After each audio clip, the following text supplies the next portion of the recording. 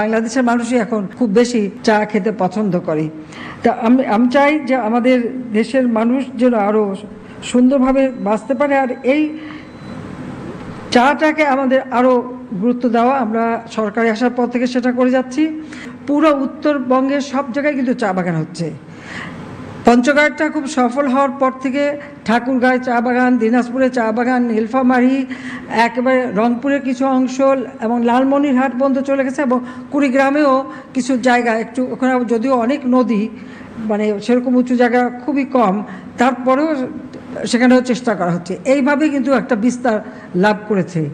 আর আমি ধন্যবাদ জানাই যে এখন তো আমাদের চা বিভিন্ন এলাকায় চলে গেছে। যেখানে আমাদের সামান্য কিছু চা উৎপাদন হতো, এখন আমরা তো চায়ের উৎপাদন বেড়েছে, আবার চা গ্রহণও তো বেড়ে গেছে। এটাই হলো বাস্তব কথা। এর সাথে সামঞ্জস্য রেখেই আমাদের চলতে হবে। আর আমাদের এই উত্তরাঞ্চলে যে চা সম্ভাবনা দেখা দিয়েছে সেটা সম্প্রসারণ করা, সেটাকে আরও একটু যত্নবান হওয়া এবং কীভাবে আরও চা উৎপাদন করা যায় সে ব্যবস্থা করা। তাছাড়া চা বোর্ড, ক্ষুদ্র চাষিদের প্রযুক্তি সহায়তা, প্রশিক্ষণ, প্রণোদনা সামগ্রী বিতরণ সহ সব ধরনের সহায়তা দিয়ে যাচ্ছে। এবং পঞ্চগড়ের পাশাপাশি লালমনিরহাট জেলাতে চা বোর্ডের একটা স্থায়ী অফিসও নির্মাণ করা হয়েছে। এক সময় যে সব জায়গাগুলি মানে গোচারণ ভূমি ছিল, এখন সেখানে চায়ের বলতে পারেন এখন আর কিচেন গার্ডেন বলতে চায়ের খেতই হয়ে যাচ্ছে মানুষের। বিশেষ করে পঞ্চগড়ে তো আঙিনায় চা হচ্ছে, মানে তরকারিও লাগান, সাথে সাথে চা গাছও লাগায়। আবার চা গাছের পাতা দিয়ে কিন্তু আবার আচারও করে।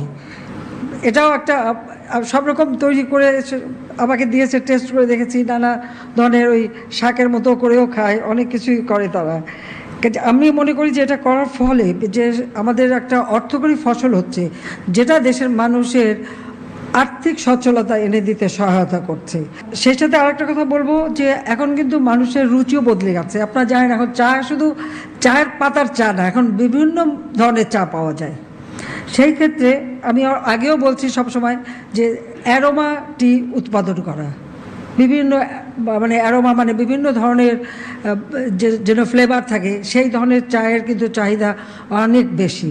এখন হার্বাল টি সেটাও কিন্তু এসে গেছে, মশলা টি সেটাও চলে বাজারে।